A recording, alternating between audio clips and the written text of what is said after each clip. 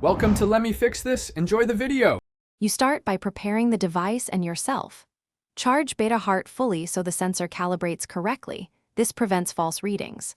Once charged, install the companion app and sign in, granting Bluetooth and notification permissions so data syncs automatically. Place the patch on the left sternum area after cleaning the skin. Good contact reduces motion artifact.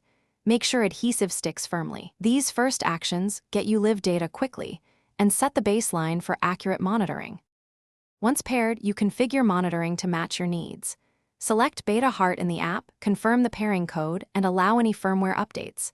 Updates improve accuracy and security. Choose monitoring mode, continuous for extended tracking, scheduled for specific periods, or one-time ECG for single captures, and adjust sensitivity to reduce false positives.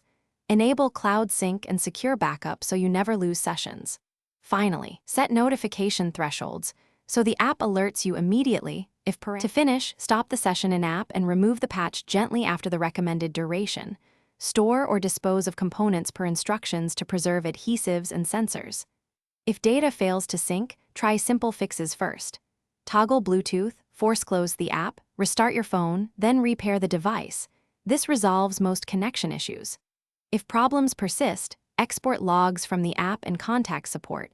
Include app version, firmware version, and time-stamped readings so they can reproduce and fix the issue quickly.